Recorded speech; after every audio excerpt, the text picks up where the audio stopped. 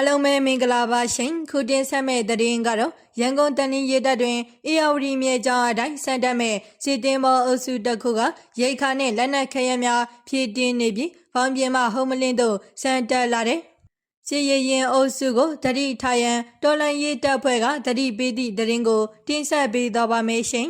ရန်ကုန်တိုင်းတန်လင်းမြို့ရှိစီရီတပ်စခန်းတွင်အေယာဝတီမြေကျောင်းအတိုင်းမြောက်ဘက်သို့စံတက်မဲ့စီတင်မောအုပ်စုတစ်ခုအတွက်ရိတ်ခါများလက်နက်ခဲယမ်းများနှင့်စေအသုံးဆောင်ပစ္စည်းများအလုံးအရင်ဖြည့်တင်းနေကြောင်းစေဘက်တရင်ရင်းမြစ်များထံမှသိရှိရပါရရှင်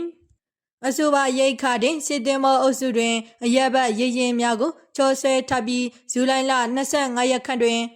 ရန်ကုန်မှာစတင်ထွက်ခွာပွဲရှိကြောင်းအေယာဝတီမြစ်အထက်ပိုင်းကချင်ပြည်နယ်ဘက်မှစေအခြေဆိုင်စခန်းများနှင့်ရှီရန်တပ်ဖွဲ့များထံရိတ်ခါလက်နက်နှင့်စေအသုံးအဆောင်ပစ္စည်းများပို့ဆောင်ပွဲရှိကြောင်းသိရှိရပါရရှင်ဇူလိုင်လ25ရက်လောက်က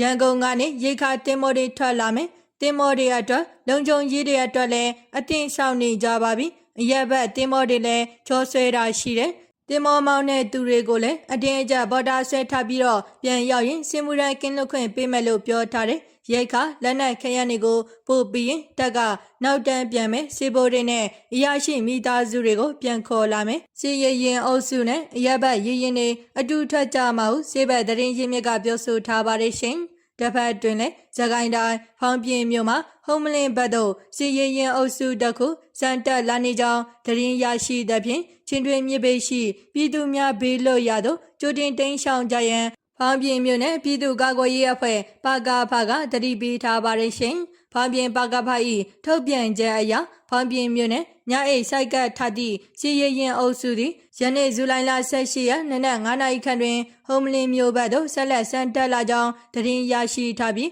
ချင်းတွင်မြေကန်တလျှောက်ရှိကြေးရွာများအနေဖြင့်အရေးပေါ်တတိထားနေထိုင်ရန်လိုအပ်ကြောင်းတတိပေးထားပါရရှင်စီတင်မောအုပ်စုများသည်မြေကြောင်တက်လျှောက်စံတက်ရာတွင်မြေပေးကြေးရွာများကိုလက်နက်ကြီးလက်နက်ငယ်များဖြင့်ရန်တမ်းပစ်ခတ်လေးရှိသဖြင့်အရသာထိခိုက်သေးဆုံးမှုမဖြစ်ပေါ်စေရန်ကြိုတင်ရှောင်ရှားကြရန်လည်းဖောင်းပြပါကဖကတိုက်တွန်းထားပါသည်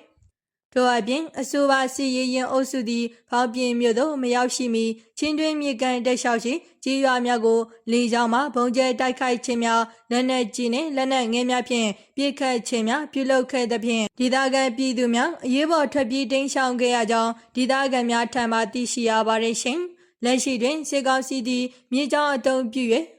မြောက်ပိုင်းစစ်မျက်နှာများသို့ရိတ်ခါနှင့်လက်နက်ခဲယမ်းများအဆက်မပြတ်ပို့ဆောင်နေသလိုရန်ကုန်တန်လင်းရေတပ်တွင်လည်းနောက်ထပ်စီတင်မောအုပ်စုတစုထွက်ခွာရန်ပြင်ဆင်နေကြောင်းတရင်ရင်းမြစ်များကပြောဆိုထားကြောင်းသိရှိရပါရရှင်